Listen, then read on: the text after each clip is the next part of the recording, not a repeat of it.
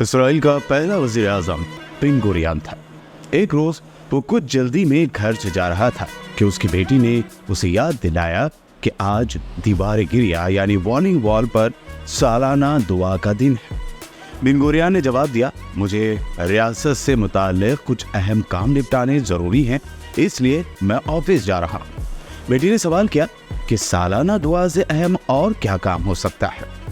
Ben Gurion ने उस वक्त उस अपनी बच्ची को तारीख़ी जवाब दिया कि अगर सिर्फ दुआ से काम होते तो तमाम अरब और मुसलमान हज के इतने बड़े इज्तिमा में हर साल इसराइल की तबाही और बर्बादी की दुआ मांगते हैं, लेकिन अमल से आरी हैं, जबकि नतीजा तुम्हारे सामने है कि अरब और मुसलमान किस हाल में हैं और नौज़ायदा यहूदी रियासत दिन दुगनी रात चौगनी तरक्की कर रही है।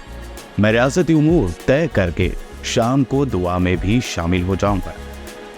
1 अरब 40 करोड़ से ज्यादा बेअमल हम मुसलमान उस 60 लाख की आबादी वाले मुल्क के सामने बेबस है और आहिस्ता आहिस्ता उसकी शराइत पर ताल्लुकात इस्तवार करने की फिक्र में है। याद रखें कि कोई इंसान अपनी बुज़दिली की वजह से मौत से नहीं बच सकता।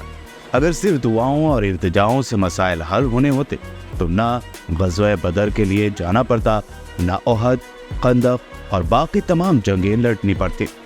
आज फिर फ़लस्तीन लहूलुहान है, लेबनान लहूलुहान है और शायद अब ईरान के पार है, और उम्मत मुस्लिम दुआओं का ही विर्द कर रही है, अमल से आरी है।